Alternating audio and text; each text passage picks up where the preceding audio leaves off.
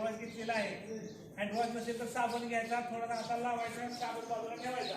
हे गाणं म्हणत परत आपण हात धुवायचे.